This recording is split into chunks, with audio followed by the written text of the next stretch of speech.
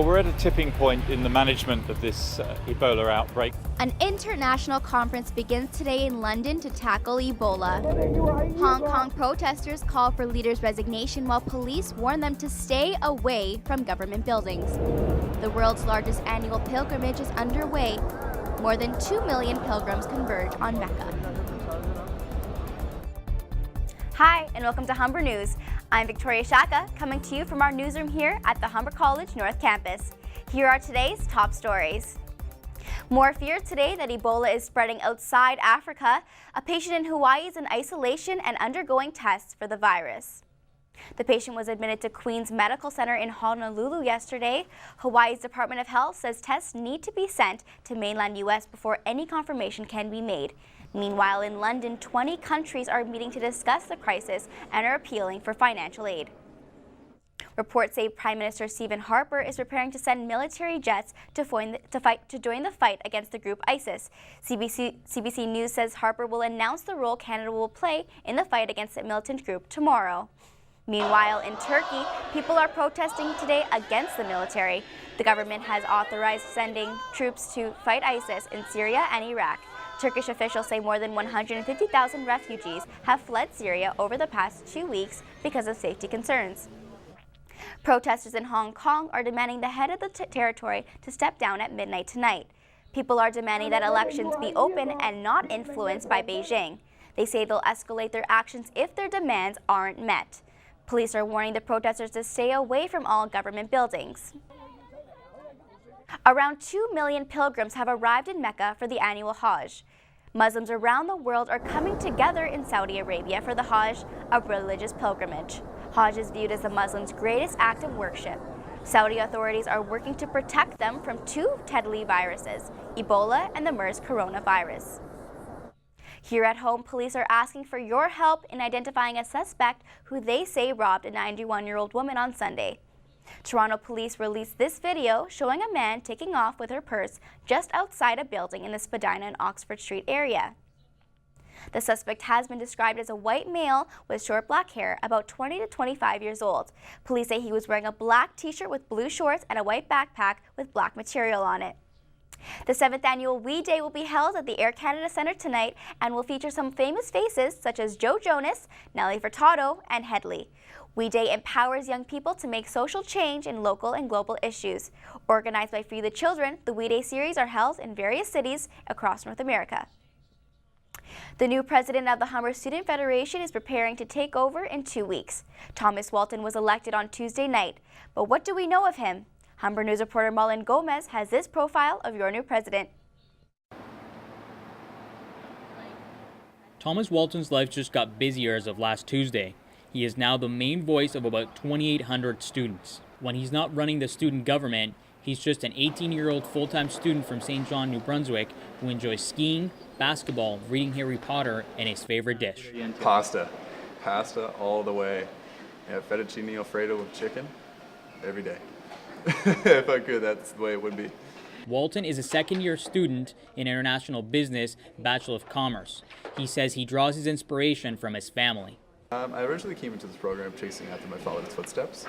However, I've now realized that at Humber, you're capable of making your own path, essentially. During his last year of high school, Tom and his childhood friend started their own company. Their goal is to make the world a greener place. Fighting climate change. I mean, together we are all in the combat of reducing carbon emissions and whatever that would be, and also because of renewable energy products, trying to, in a sense, save the world and making it a greener place.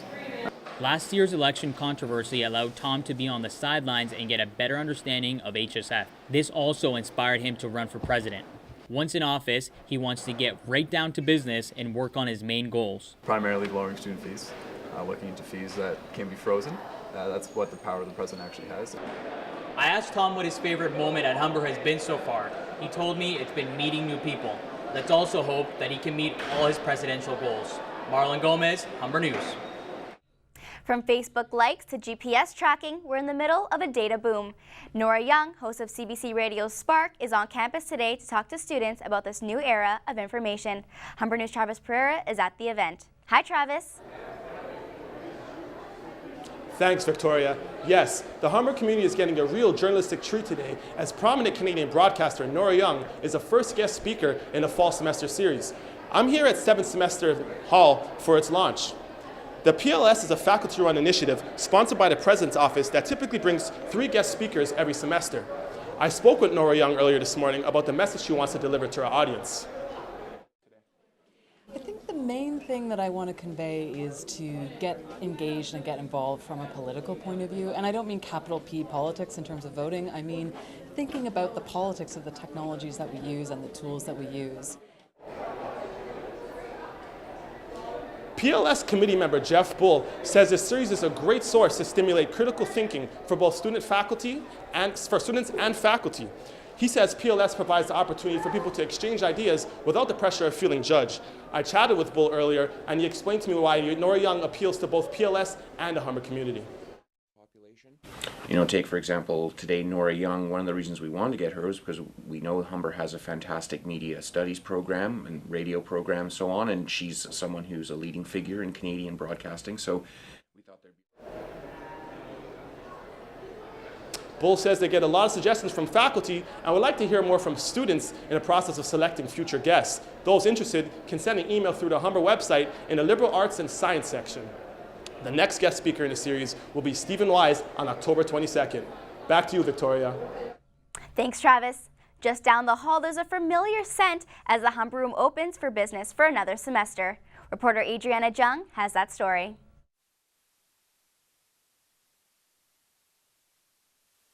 The Humber Room is shaking it up this year with a new menu and a dining room makeover. The new Express Station gives students a fine dining experience without the long wait. Richard Pittaway, manager of the Humber Room, says the Daily Express menu was designed to encourage more students to dine at the restaurant. We want students to come here, and unfortunately a lot of students think they can't come in the room.